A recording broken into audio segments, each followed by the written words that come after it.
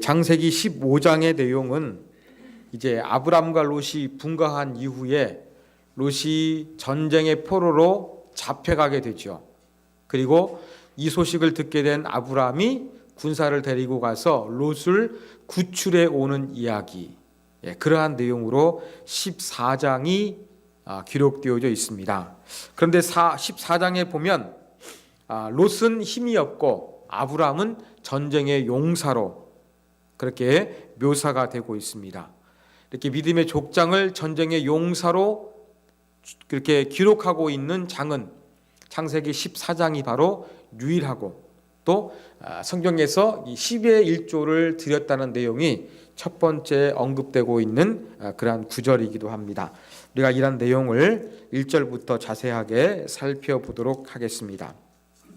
자, 아브람과 롯이 너무나 많은 그 재산이 있어서 그 비좁은 땅에서 함께 동거할 수가 없어서 서로 이제 분리를 하게 되는 것입니다.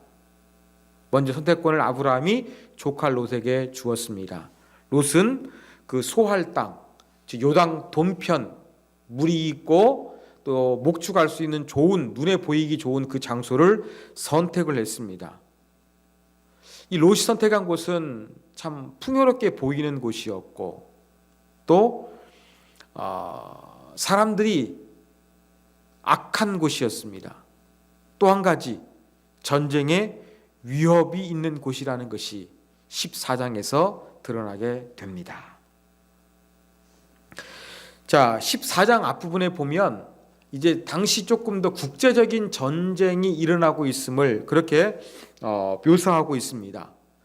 두 개의 연합군이 함께 싸우게 되는데 우리가 볼 때에 그 지중해 쪽, 즉 요단 서편에 있는 그 5개 왕들이 하나로 뭉치고 그 다음에 요단 동편에 있는 왕들이 또 하나의 그룹으로 뭉치게 됩니다.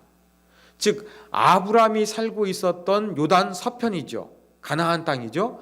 그쪽에 있는 이제 지역들 5 왕이 연합군을 형성했는데 아마 그 요단 동편에 있었던 내 연합군과 조금 관계가 안 좋았습니다. 어떤 관계였느냐? 아마 그 성경에서는 이름이 앞에 있을 때는 의미가 있는데 저 요단 서편, 즉 가나안 땅에 살고 있었던 이 5 연합군을 언급할 때에는 소돔 왕이 제일 먼저 언급되고 있습니다. 아마 가장 리더격인 그러한 사람이기 때문에 그렇겠지요. 그 다음에 요단 동편에 있었던 4 왕의 연합군, 주로 이제 누가 먼저 언급되냐면은 그들라 오멜이라는 그러한 엘람 왕이 언급되고 있습니다. 아마 리더로 보입니다. 근데 이 엘람 왕에 대해서 많은 나라가 조공을 바쳤을 것 같은데 어느 날 12년 동안 그렇게 조공을 바치다가 바치지 않는 일이 발생하게 됩니다. 그러면 가만히 둘까요? 가만히 둘 수가 없겠죠. 그래서 12년 동안 조공을 바치다가 멈추게 됩니다. 13년에 배반했다 그래요.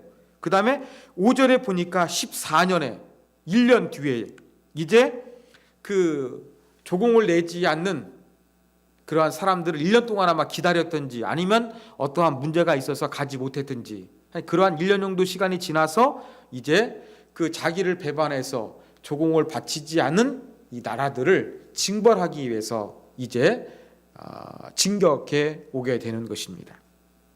근데 재미있는 것은 성경에서 보면은 이 배반이 국제적으로 상당히 좀 여러 곳에서 일어났던 것으로 보입니다.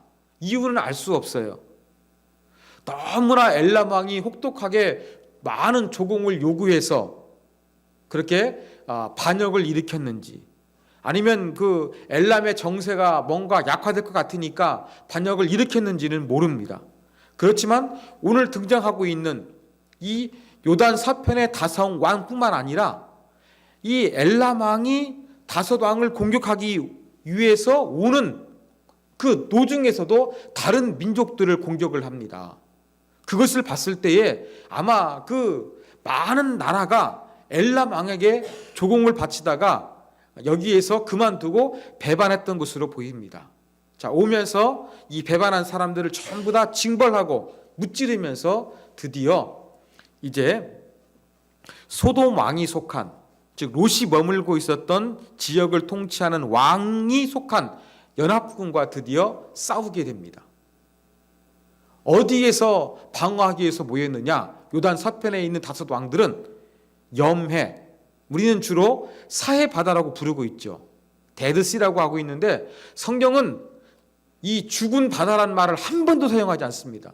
우리는 사해 바다 하는데 성경에서는 염해, 소금 바다 이러한 표현을 사용하지 그 죽은 바다라는 용어는 사용하지 않습니다. 이 염해 근처에 있는 스팀 골짜기에서 연합군이 모여서 진격해오는 엘람 왕과 싸우기 위해서 대기하고 있었습니다. 자, 전쟁이 벌어지게 됩니다. 누가 이겼느냐? 그 롯이 살고 있는 소돔 왕, 즉 서쪽에 있었던 5 왕이 패배하고 말았습니다. 즉 배반했던 사람들을 징벌하기 위해서 왔던 엘람 왕과 연합군이 승리를 하게 된 것이지요. 승리하면 어떻게 되느냐? 그 점령지에 있던 재산, 금은보화, 가축을 빼앗고 또 사람들은 포로로 끌고 가게 되는데 여기에 모든 것을 잃어버리고 포로로 끌려가는 사람이 누구냐? 아브라함 조카 롯이 그러한 처량한 신세가 되는 것입니다. 그리고 패배한 요단 서편에 있는 5개 왕의 연합군들, 전쟁에서 졌으니까 흩어지게 되겠죠. 흩어지며 도망가는데 성경에서는 뭘 언급하냐면 10절에 보면 역청구덩이가 많은지라 그렇습니다. 여러분, 그 노아 방주를 만들었을 때의 역청, 그 다음에 바벨탑을 쌓았을 때의 역청, 석유가 많이 나는 그런 지역이다 보니까 이런 오늘날 아스팔트라고 알려진 역청이 좀 많이 있었나 봅니다. 또 이스라엘 남쪽에도 이런 구덩이가 있어가지고 여기에 빠져가지고 사람들이 죽게 되는 그러한 일들이 발생을 했습니다. 그 중에서 아마 소돔에서 롯과 친분이 있었던 어떤 사람이 아브라함에게 그 도망쳐 나와가지고 이제 그 소돔의 형편 또 롯에 대해서 정보를 알려주게 되죠. 이때 아브라함이 어떻게 합니까? 가만히 있습니까? 잘됐다. 내 말 안 듣고 또 먼저 자기가 선택하더니 거 봐라. 고소하네. 안 됐네. 하차고 끝나는 것이 아니라 아브라함은 어떻게 하느냐? 13절에 보니까 아브라함은 그 아모리 족속이 살고 있었던 마므레 상수리 숲을 근처에 거주하고 있었는데 아마 좀 지혜롭게 아브라함이 살고 있었나 봅니다. 그 지역에 살면서 그 지역에 있는 사람들과 좋은 관계를 맺었어요. 그 마므레의 에스골에, 마므레는 사람이기도 하면서 지명 이름이기도 합니다. 마므레라는 사람은 형제들이 있었습니다. 에스골이라는 형제가 있었고 아넬이라는 형제가 있었습니다. 이러한 사람들과 평화 조약을 맺고 있었죠. 누가 우리를 공격해 오면 같이 도와줘서 힘을 합치자. 이러한 조약을 아브라함이 맺고 있었습니다. 그래서 아브라함이 조카 롯을 구출하기 위해서 동맹을 맺고 있었던 이 3형제에게 가서 내 조카를 구하기 위해서 힘을 합쳐달라 이렇게 요청을 하게 됩니다. 함께 하게 되지요. 그 다음에 아브라함이 14절에 보니까 집에서 길리고 훈련된 사람이 몇 명 있었느냐? 318명이 있었다 그렇게 이야기합니다. 용병이 아닙니다. 그렇다고 한다 그러면 정식 군사 교육을 받은 사람도 아니고 돈 때문에 고용된 사람도 아니었습니다. 아브라함이 많은 목축이 있으니까 도둑맞지 않기 위해서 또 그 보호하기 위해서 나름대로 그렇게 만든 보호 어떤 자치 경찰 같은 그러한 집단이었습니다. 정식 군사는 아니기 때문에 조금 숙련도에서는 떨어질지는 모르지만 충성도는 높았습니다. 왜요? 자기의 식구들이기 때문에 그렇습니다. 아브라함과 함께 살고 있는 그런 그룹들의 사람이다 보니까 충성심은 높았습니다. 근데 이렇게 318명과 다른 삼형제와 동맹한 사람들과 함께 그 요단 동편에 있었던 네 왕의 연합군을 치러 간다? 조금은 무모해 보입니다. 그런데 이 당시에 12세기용으로 추정을 하는데 이때의 역사를 연구한 사람들에 의하면 이 당시에는 어떤 조그마한 나라의 왕이라 그래도 군사가 그렇게 많지는 않았대요. 그렇기 때문에 우리 시대에 볼 때에는 318명 적습니다만 그 당시에는 적은 숫자는 아니었습니다. 그리고 이 318명의 숫자가 또 뭘 보여주느냐? 아브라함이 이렇게 내부적으로 경찰단, 보호단을 만들 정도로 318명을 거느렸다는 것은 아브라함이 엄청난 성공을 거두고 있는, 하나님의 복을 받고 있는 상태라는 것을 보여주는 강력한 증거이기도 합니다. 그래서 아브라함이 동맹 맺은 삼형제들과 그들의 부하들과 자기 집에서 키웠던 가신 무장그룹 318명을 데리고 롯을 구출하기 위해서 막 쫓아갑니다. 그러니까 이스라엘 북쪽으로 올라가죠. 우리나라 보면 맨 위쪽에는 백두산이 있고 아래 한라산이 있습니다. 백두에서 한라까지라는 표현을 쓰는데 이스라엘은 전 영토를 가리킬 때에 단에서 부엘세바까지 저 북쪽이 단이거든요. 그러니까 완전히 가나안 경계선까지 아브라함이 막 추격해가지고 조카 롯을 구출하기 위해서 쫓아갑니다. 16절에 보니까 빼앗겼던 재물과 조카 롯이 소유했던 가족들과 재물 모든 것들을 다 되찾아가지고 승리해서 되돌아오게 되는 사건을 기록하고 있습니다. 어떻게 아브라함이 강력한 엘람왕의 연합군을 이길 수 있었을까? 엘람왕이 지금 배신해서 조공을 바치지 않은 나라들 전부 다 무찔렀거든요. 그래서 의기양양하게 돌아가고 있었는데 이러한 강력한 집단을 아브라함이 가서 무찔렀다는 것은 생각보다 의아합니다. 그래서 성경을 해석하는 학자들은 아브라함이 이 엘람 왕과 함께했던 동맹군과 전면전을 펼친 것이 아니라 아마 게릴라전, 이렇게 기습작전 이런 것들을 통해서 또 하나님의 도우심에 의해서 아브라함이 승리하게 되었을 것이다. 그렇게 해석을 하고 있습니다. 전쟁에서 이겨가지고 모든 소유를 되찾아가지고 다시 자기 집에 있는 곳으로 귀환하게 됩니다. 17절 이하에서는 전쟁에서 승리해서 귀환하는 아브라함을 맞이하는 두 사람에 대한 내용이 기록되어져 있습니다. 17절에 보니까 먼저 언급되는 왕은 누구냐면은 소돔 왕이 언급되고 있습니다. 소돔 왕. 아마 반란을 일으켰던 살기 좋은 곳 소돔 왕의 모습이 기록되고 있는데 리더격으로 보입니다. 그런데 이 소돔 왕이 아브라함이 전쟁에서 승리하고 돌아오니까 그를 샤벨 골짜기는 즉 왕의 골짜기라는 별칭도 있는데 여기에 나와서 아브라함을 영접했다, 환영했다 그렇게 기록하고 있어요. 위치를 보면은 지금 소돔에서 제법 상당히 먼 곳입니다. 그렇다고 한다 그러면 소돔 왕은 어떠한 마음으로 아브라함을 영접 나간 거였습니까? 기쁘고 즐거운 마음으로. 자기는 전쟁에서 패했는데 자기의 패한 이 억울함을 되갚아준 아브라함이 되돌아오자 기쁜 마음으로 저 멀리까지 가서 그렇게 영접했던 것으로 보입니다. 또 18절에 보면은 또 다른 왕이 등장하지요. 살렘 왕 멜기세덱입니다.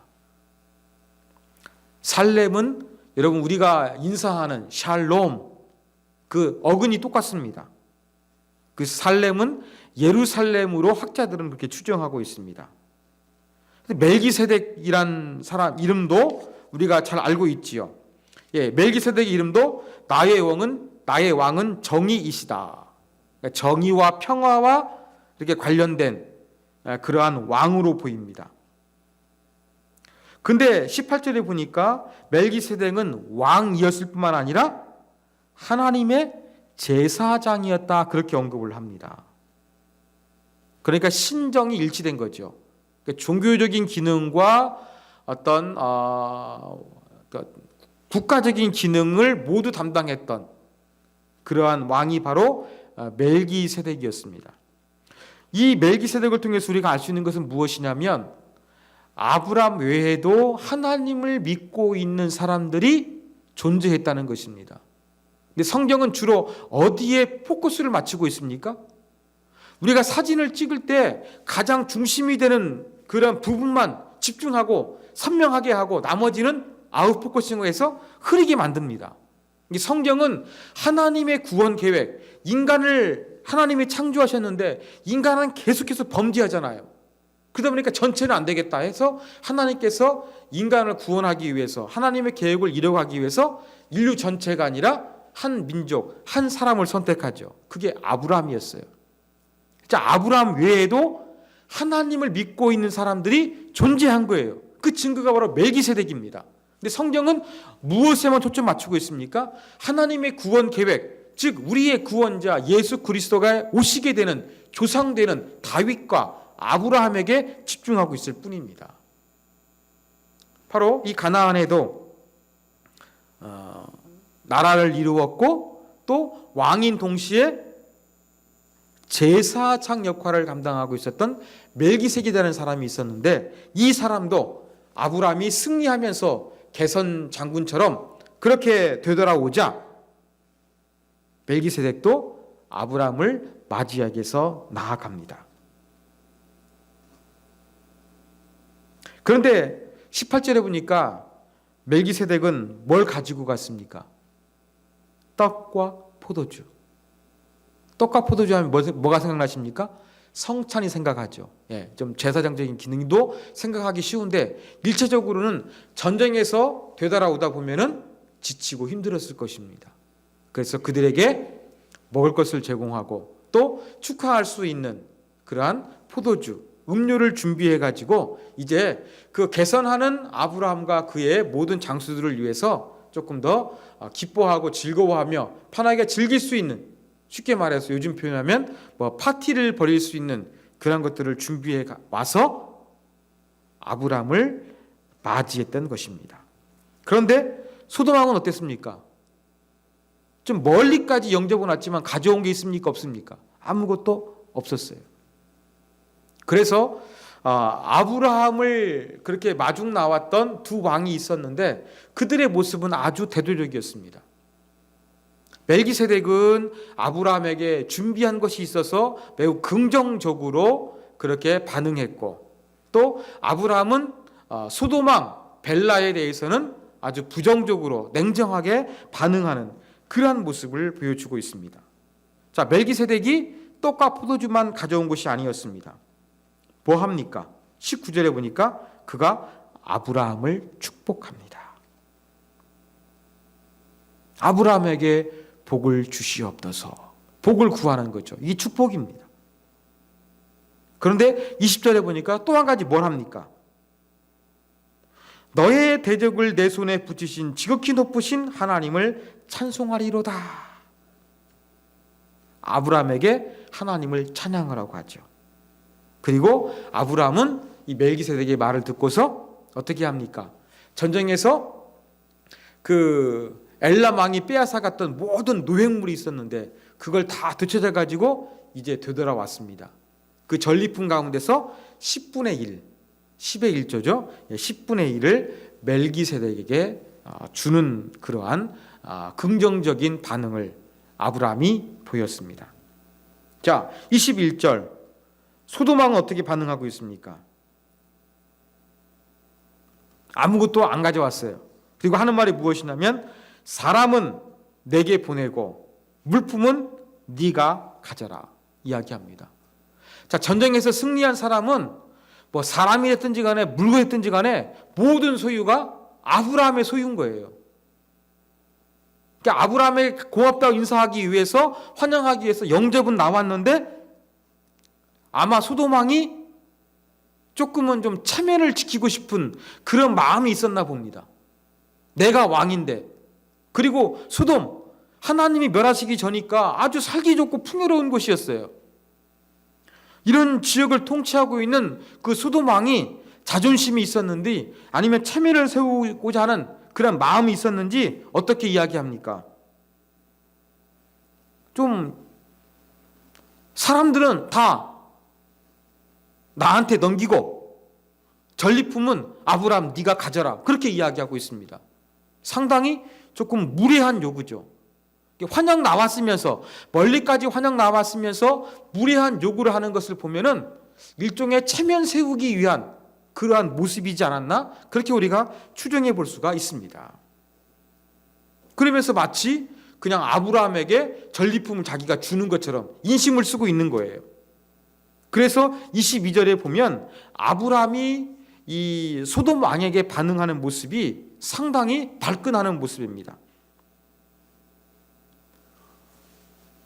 먼저 맹세를 하죠. 말로만 맹세하는 것이 아니라 손을 들어 맹세합니다. 아주 강력한 그러한 의지를 담겨주고 있는 그런 표현입니다. 그러면서 소돔 왕, 네가 나한테 부자가 됐다고 소문내기가 걱정되겠는데 네가 전리품을 아브라함에게 줘서 아브라함의 부자가 됐다, 이러한 소문날까 내가 염려가 되어서 전리품에 대한 권한, 비록 내가 있지만 그 권리를 행사하지 않고 사람뿐만 아니라 모든 물건까지도 너한테 전부 다 되돌려 주겠다. 아브라함이 이것을 당당하게 요구하고 있는 거예요. 그 다음에 한 가지 예외 조항은 있죠. 뭡니까? 그 예외 조항 들어가기 전에 얼마나 강력한지 그 전리품 중에서 실 한 오라기, 들매끈 한 가닥, 아주 작은 것까지라도 내가 갖지 않고 다 너한테 되돌려 주겠다. 아브라함에게 맹세를 해버립니다. 그렇지만 다만 한 가지 예외 조항이 있다. 뭡니까? 아브라함이 318명만 데리고 왔습니까? 아니죠. 동맹군을 형성했잖아요. 마므레와 그 동생들과 함께 연합군을 데리고 갔습니다. 그들도 목숨 걸고 전쟁에 참여했어요. 그러면 거기에 대한 보상을 받아야 되겠죠.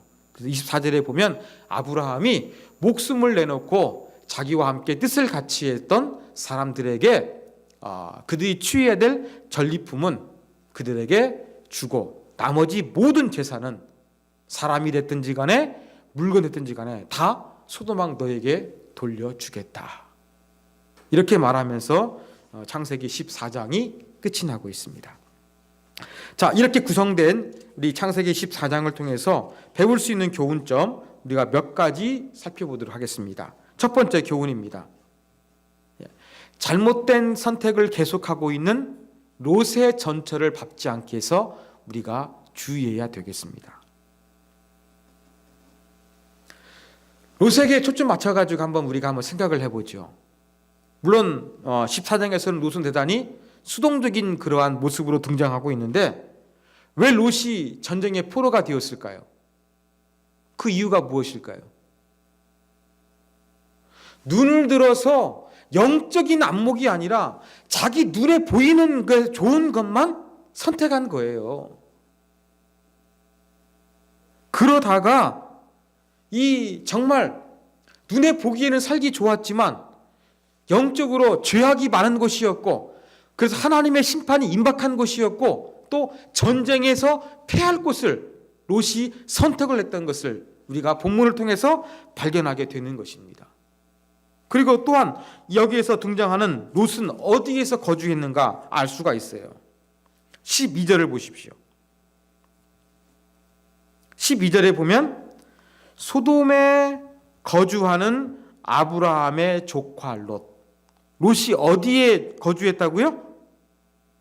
소돔에 거주했다고 이렇게 이야기를 하고 있습니다. 창세기 13장 12절에 보면 소돔 근처까지 자꾸 이동해서 갔다고 표현하고 있는데 시간이 지나서 롯은 어디로 간 거예요? 소돔성 안으로 들어간 것입니다. 죄악이 많은 곳으로 들어가 살았던 것입니다. 뭐 도시보다 시골보다 번화한 곳을 사람들이 좋아하는 것처럼 마치 롯이 그러했던 것입니다. 잘못 쓴 선택을 하고 있는 롯의 모습을 우리가 한번 추적해 볼 수가 있는 거예요. 자, 그리고 본문을 통해서 아브라함이 포로가 되었던 롯을 구출해 왔습니다. 얼마나 감사했을까요? 다 모든 걸 잃어버렸다가 다시 그 삼촌 때문에 모든 것을 큰아버지 때문에 다 되찾게 되었어요. 얼마나 감사합니까? 그러면 자신의 선택에 대해서 실패한다 그러면 앞으로 어떻게 살 것인가 반성하고 개선하고 영적인 안목 갖게 노력을 해야 되겠죠. 자, 아브라함이 롯을 구출해 왔습니다. 그 다음 롯이 어디 살았을까요?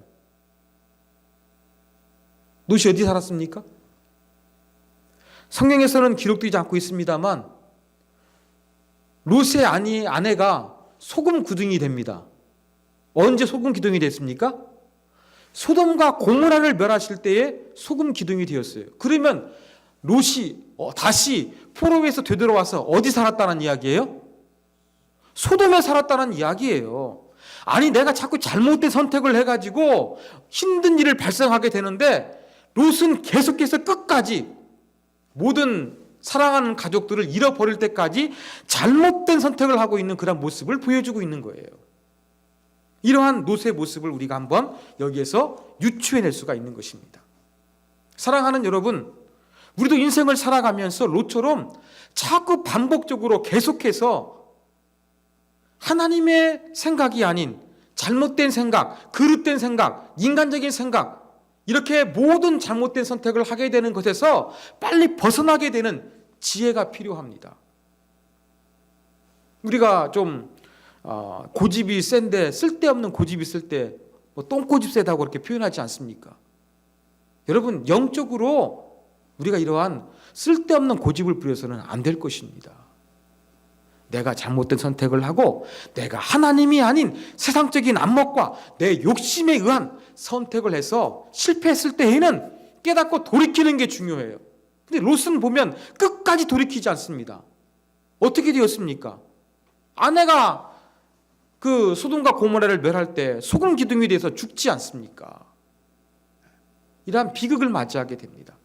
바로 이러한 롯의 모습을 통해서 우리는 롯처럼 하나님 앞에서 계속되는 잘못된 선택을 하지 않도록 늘 하나님께 묻고 내가 바른 선택을 하고 있는지 기도하고 묵상하고 하나님의 말씀에 비추해서 하나님께 인도함을 잘 받고 있는지, 그러한 과정이 정말로 필요하고 중요하다는 것을 우리가 기억해야 되겠습니다.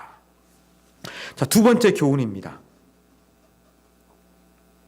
하나님께서는 아브라함을 부르시면서 너는 복이 될지어다 명령형으로 말씀하셨다고 제가 말씀을 드렸습니다.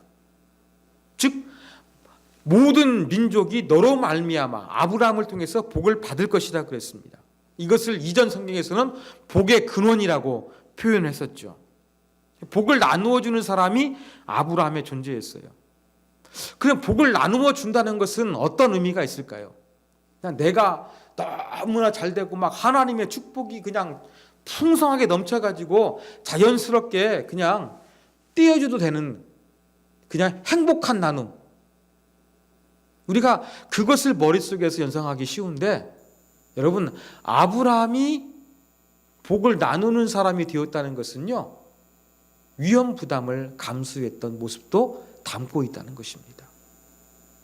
자, 오늘 본문에 보니까 아브라함이 어떻게 합니까? 조카 롯을 구출하기 위해서 엘람왕을 쫓아갑니다. 엘람왕, 조공을 바치다가 배반했던 모든 민족들 오는 길에도 이겼고 요단 서편에 있는 5 왕의 연합군도 격파시켰습니다. 성공적으로 그 사명을 완수하고 되돌아가는 길 가운데 아브라함이 쫓아갑니다. 전쟁의 경험을 통해서 의기양양해서 개선하는 이 엘람 왕의 무리를 아브라함은 두려워하지 않았어요. 자기의 가신 118명, 그리고 그 동네에 있었던 동맹 맺었던 사람들의 힘을 빌려서 쫓아갔습니다. 이건 무엇입니까? 생명을 내놓는 거예요. 전쟁에서 내가 패할 수도 있지만 그래도 이 조카 롯을 구출하기 위해서 그 자기의 위험 부담을 기꺼이 감수하고 있는 그러한 아브라함의 모습을 보여주고 있는 겁니다. 즉 복의 존재가 된다는 것은 자연스럽게 부귀영화가 저절로 따라오고 그냥 무사 태평한 그러한 삶이 아니라 내가 하나님께 복을 받은 존재로 살아가지만 그것도 어떤 결단이 있는 거예요? 위험을 무릅쓰는 결단이 수반되는 것을 내포하고 있다는 것입니다. 그리고 아브라함 보십시오. 롯을 구출하기 위해서 사랑을 포기하지 않았습니다. 야, 내 말 안 듣고 소돔으로 가다가 잘못 선택을 하다가 잘 됐네 라고 하면서 그를 비웃지 않았습니다. 냉소하지 않았습니다. 즉각적으로 달려갔습니다. 내가 이길 수 있을까 재지 않았습니다. 그냥 막 뛰어갔습니다. 이게 바로 무엇입니까? 조카 롯을 그대로 사랑하고 있는 모습. 그래서 이 복의 근원이 된다는 것, 내가 하나님께 복을 받아서 다른 사람에게 나누어 준다는 것은 내가 편하고 내가 잘됐기 때문에 나눠주는 게 아니에요. 하나님이 우리에게 복이 되라는 것은 바로 무엇입니까? 내가 많은 것을 가지고 꼭 내가 성공해야만 나눈 것이 아니라 아브라함이 보여주는 것처럼 때로 내가 하나님께 복의 근원이 되고 축복의 통로가 되는 것은 내가 위험 부담을 쓰고 다른 사람을 사랑할 때 하나님께서 그 안에 역사하시는 것입니다. 바로 아브라함이 이렇게 복을 나누어 주는 진정한 모습, 그 모습을 우리 가운데 어떤 모습인가를 가르쳐 줬다는 것을 기억하셔야 되겠습니다. 자, 마지막 세 번째입니다. 우리는 아브라함처럼 하나님의 은혜를 반드시 기억하는 삶을 살아야 한다는 것을 배워야 됩니다. 여러분, 이런 말 있지 않습니까? 화장실 갈 때의 마음하고 나올 때의 마음이 다르다고. 내가 급할 때에는 화장실이 정말로 좋아요. 그렇지만 화장실에서 급한 일을 끝내면 화장실은 더 이상 머무르고 싶지 않은 더러운 곳이 되는 것입니다. 사람은 자기 형편에 따라 가지고 마음이 간사해서 바뀌게 됩니다. 또 사람은 높은 자리에 올라갈수록 교만해지고 개구리가 올챙이적 생각하지 못한다는 것처럼 자기의 과거를 잃어버릴 때가 참 많습니다. 오늘 본문에 보면 아브라함은 그렇지 않았습니다. 아브라함은요, 자기가 승리할 수 있는 비결의 원인이 어디 있었는가 분명히 알고 있던 사람이에요. 두 가지 측면에서 그것을 우리가 추적해 볼 수 있습니다. 첫 번째, 아브라함이 승리하고 되돌아오자 두 왕이 아브라함을 마중 나왔다 그랬죠. 살렘 왕 멜기세덱과 소돔 왕 베라였습니다. 그런데 멜기세덱이 아브라함을 복주시기를 위해서 하나님께 간구합니다. 축복 기도를 합니다. 그런데 그게 전부가 아니라 20절에 보니까 멜기세덱이 용감한 말을 합니다. 너희 대적을 내 손에 붙이신 지극히 높으신 하나님을 찬송할지로다. 지금 전쟁에서 수고했다고 떡과 포도주를 주었어요. 그렇지만 전쟁에서 이기게 한 사람은 누구라고 이야기하고 있어요? 하나님이라고 말하고 있는 거예요. 예를 들어 가지고 우리 서윤희 성도님께서 뭔가 옷을 만들어 가지고 엄청나게 성공을 하셨어요. 사람들이 좋아합니다. 그 옷을 납품받은 연예인 너무 좋아가지고 소문을 냈어요. 그래서 옷을 잘 만들었는데 제가 갑자기 가가지고 성도님, 그거 잘 만든 것은 하나님께서 하신 겁니다 라고 하면은 기분이 나쁘실 수도 있을 거예요. 왜요? 내가 승리했는데, 내가 지금 완전히 엘람왕이 와가지고 모든 반란을 일으킨 사람을 평정해버렸는데, 그래서 돌아가는 사람을 아브라함이 이겼거든요. 그 아브라함의 명성이 완전히 하늘 끝까지 그 지역에서 올라갔을 겁니다. 그 명성이 지금 올라가고 있는 아브라함에게 당신이 잘했다고 칭찬하기는 쉬운데 당신 탓이 아니라 하나님 때문이라고 말하는 것은 힘들고 어려워요. 그리고 내가 잘해서 그렇지라고 하지 하나님께 찬양 돌리는 것은 쉽지 않아요. 근데 아브라함은 어떻게 합니까? 그 멜기세덱의 그러한 말을 듣고도 10의 1조를 드린 거예요. 그게 뭡니까? 그 말을 긍정적으로 기쁘게 받아들였다는 것입니다. 아, 그래, 당신 말씀처럼 내가 잘해서 승리한 것이 아니라 하나님이 도와주시고 하나님이 나와 역사하셔서 내가 이길 수가 있었습니다. 바른 말씀입니다 라고 하면서 감사한 마음으로 10의 1조를 바쳤던 것으로 우리가 해석할 수밖에 없는 것입니다. 그 또 한 가지, 소돔왕을 대하는 태도 보십시오. 아브라함에게 사람은 당신이 가지시고, 사람은 내게 돌려주시고 재물은 당신이 가져도 줬어, 이렇게 이야기했는데 아브라함이 하나님의 이름으로 맹세하면서 나 아무것도 갖지 않겠다, 당신 때문에 내가 부도했다는 말 듣기 싫다. 왜? 나는 하나님이 도와주신 사람이니까 하나님 때문에 복을 받는 사람이지 당신 때문에 복을 받는 말 들을 수가 없다. 그래서 나는 가질 수가 없다. 전부 다 그 많은 재산, 노약, 그 전리품 전부 다 거절해서 돌려보냈습니다. 이게 무엇입니까? 하나님의 주권을 인정하고 내 복이, 내가 잘 되는 것이 어디에서 오는지 분명히 알고 있는 사람이 아브라함이었음을 알고 있습니다. 사람은 잘 될 때 교만해지기 쉽습니다. 내가 뭔가 성취했는데 당신이 한 것이 아니라 하나님이 하셨다고 그러면 우리는 마음이 상하기가 쉽습니다. 아브라함은 그렇지 않았습니다. 성공해도 그 마음 변치 않았고 모든 것이 하나님의 주권과 하나님의 도우심 가운데 있었다는 것을 분명하게 인식하고 고백하고 나타냈던 사람이 바로 아브라함이었는데, 바로 우리가 이러한 아브라함의 모습을 본받아 내가 한 것이 아니라 하나님께서 하셨다고 하고, 누가 나에게 당신의 능력이 아니라 하나님께서 하신 것이라고 해도 기쁜 마음으로 아멘, 할렐루야, 그렇습니다, 하나님께 영광을 돌립니다, 이렇게 고백할 수 있는 우리가 되어야 되겠습니다.